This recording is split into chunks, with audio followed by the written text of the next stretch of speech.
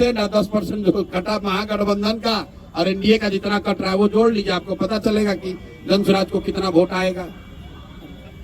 हमने आपको कहा कि हमको गाली देने के नजरिए से बहुत लोगों ने कहा ये वोट कटवा पार्टी है। हम कहते हैं हम ये हमारा मेडल है, हम वोट कटवा पार्टी हैं, दोनों का इतना काटेंगे कि दोनों कट के साफ।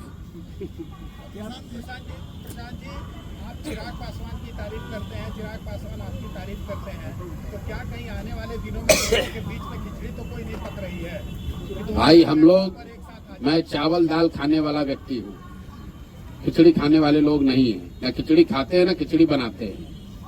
चिराग पासवान की एक बात के लिए हमने तारीफ हर समय की है, आज भी करता हूँ कि चिराग जी विशुद्ध तौर पर बिहार में जाति और धर्म की राजनीति नहीं करते, लेकिन इसके अलावा चिराग पासवान भाजपा के साथ लड़ रहे हैं। हमने कहा कि वो बिहार से राजनीति करते हैं, बिहार की राजनीति नहीं करते हैं। बिहार की बात करते हैं लेकिन बिहार की बात के लिए खड़े नहीं होते हैं। और अभी वो एनडीए में चुनाव लड़ेंगे तो हमारे आमने सामने चुनाव होगा।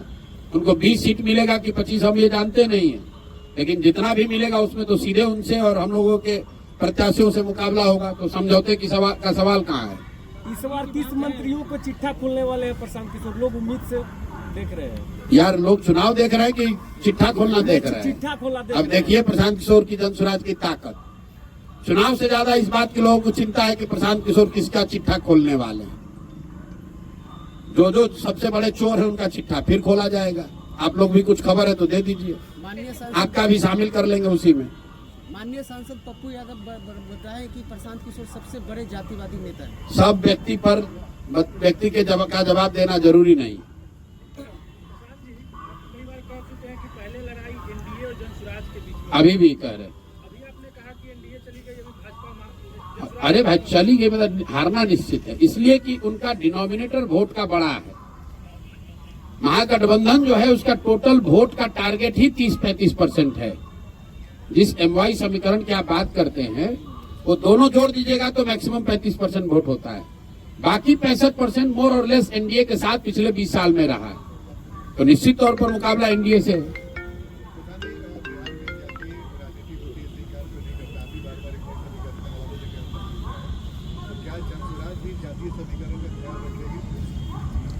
जातीय समीकरण का ख्याल रखने का मतलब क्या है? हम लोगों ने समीकरण दिया है कि जो आधे हिंदू भाजपा के खिलाफ, एनडीए के खिलाफ वोट कर रहे हैं, उन आधे हिंदुओं के साथ 20% जो मुसलमान हैं, उनका जो समीकरण है, सामाजिक राजनीतिक गठजोड़ है, वही जनसुराज का आधार है। अशोक चौधरी का चैप्टर क्लोज हो गया या फिर और भी कुछ खुलासा करेंगे? थाना में सुने हैं पानी पिला पिला के मारना, सुने हैं? तो इनको पहले एक बार बोले तो ये 25 करोड़ में टिकट खरीदे हैं तो मानहानि का ही हमको नोटिस भेजे थे। फिर इन पर जब खुलासा हुआ ये फर्जी तरीके से प्रोफेसर बने हैं तो आप लोग के चैनल पर आकर बोले कि प्रशांत किशोर को सुप्रीम कोर्ट तक लड़ाएंगे। फिर इन पर जब 200 करोड़ के बेनामी संपत्ति का हुआ तो हमको 100 करोड़ का नोटिस भेजे। तो फिर हम बोल रहे हैं कि अभी आगे और करेंगे, तो बेचारे अब डर के मारे लिख कर कह रहे कि ना अब न्यायालय में नहीं लड़ेंगे, अब जनता के अदालत में लड़ेंगे। तो पानी इनको पिला दिया। जो सुप्रीम कोर्ट में लड़ने का दावा कर रहा था वो डर के मारे कह रहा न्यायालय में नहीं, जनता के अदालत में लड़ेंगे। और जनता के अदालत में कहा कहीं चुनाव लड़ेंगे? तो पहले आप लोग अब पूछ लीजिए कि अगर अशोक चौधरी कहीं से चुनाव लड़ रहे हैं तो बता दीजिए, और नहीं लड़ेंगे तो सरेंडर कर दिए। हाँ बिल्कुल, अभी घोषित कर देंगे। अभी जब 9 तारीख को 9 तारीख तो हमारा अलग से नहीं ना घोषित होगा। 9 तारीख को लिस्ट जारी होगी तो उसमें आप देखिएगा कि कौन कहां से लड़ रहा है। सर आपके हिसाब से ऐसा माना जाए कि आज प्रशांत किशोर का भी नाम हो सकता है? बिल्कुल हो सकता है। मुख्यमंत्री ने आज पटना मेट्रो का उद्घाटन किया, आज उनका ये लास्ट उद्घाटन होगा? लास्ट उद्घाटन है नवंबर में 9 दिसंबर तक। अगला हमने बहुत दिन पहले बोला है, इस बार जब मकर संक्रांति के दिन बोला था कि ये लास्ट दही चूड़ा आप खा रहे हैं, एक अन्य मार्ग पर आगे खाने को नहीं मिलेगा। मेट्रो स्टेशन अच्छी तरीके से लिख लीजिए इस बात को, अगला दही चूड़ा नीतीश कुमार एक अन्य मार्ग पर नहीं खाएंगे। अगर खाएंगे तो आप आकर हमसे पूछ लीजिएगा।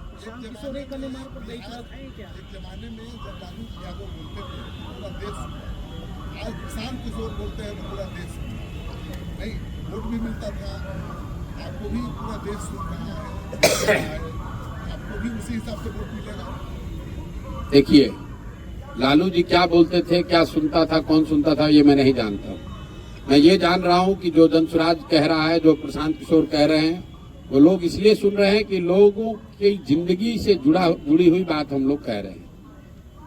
हम लोग जाति धर्म की बात नहीं कर रहे हैं। आप लोग यहाँ पत्रकार हैं, आपने कोई बिहार का चुनाव देखा जहाँ पर इतनी सरकारी घोषणा हुई हो चुनाव के पहले? सरकार ने तिजोरी खोल दिया, हर आदमी को एक तरह से सरकारी तरीके से घूस देने का कोशिश किया। प्रशांत किशोर 1 साल से कह रहे हैं भैया चुनाव आएगा, नेता और सरकार पैसा देगी, 500, 1000, 2000, 5000 रुपया जो पैसा दे पैसा ले लो, लेकिन इससे संतुष्ट नहीं होना। अपने बच्चों के लिए रोजगार, पढ़ाई मिले उसका जुगाड़ कर लेना मेरे भाई। 10,000 रुपया दिया है, 1 महीना में खत्म हो जाएगा, लेकिन बच्चे को रोजगार मिलेगा, जीवन सुधर जाएगा। तो नीतीश कुमार की जो सरकार है, ये जनता से 5 बरस लूटा है और उसी लूट के पैसे से 2000, 4000 रुपया दे के फिर वोट खरीदने की कोशिश कर रहे हैं। कहीं कोई माहौल नहीं है। लाखों करोड़ रुपया सरकार ने बांट दिया, फिर इतना होने के बाद तो हर जगह नीतीश होना चाहिए था। कोई कहीं चर्चा नहीं है, सिर्फ और सिर्फ एक ही बात अभी लेकर बैठे हुए हैं कि जातीय समीकरण है, लालू जी के डर से हमको वोट पड़ जाएगा। इसके अलावा कहने के लिए कुछ नहीं है उनके पास। प्रचार भी नहीं करने को तैयार है। 2 चरण में चुनाव हो रहा है। यही भाजपा वाले 2015 में 5 चरण का चुनाव कराए थे, 1.5 महीना चुनाव चला था। अब इतना भी विश्वास नहीं है कि मोदी जी के आने से वोट बदलेगा, तो कहता है चलो भाई जल्दी करा के निपटाओ।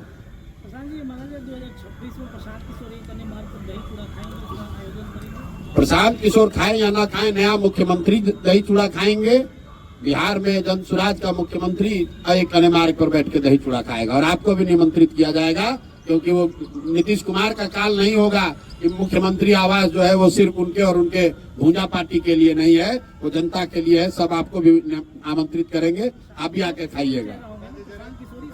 अब ये किसने बताया? अभी तो आप लोग कहे कि हम लोग को वोटें नहीं मिल रहा है, अभी आप मुख्यमंत्री का चेहरा पर आ गए।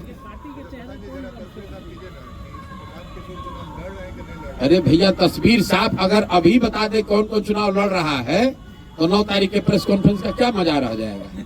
तो 9 तारीख को देखिएगा कि कौन कौन लोग लड़ रहे हैं। प्रशांत किशोर के अलावा कई ऐसे लोग लड़ेंगे जो आप देख के सुन के कहिएगा अरे ये भी लड़ रहे हैं। 9 तारीख को आप आइए। बहुत बहुत धन्यवाद भैया।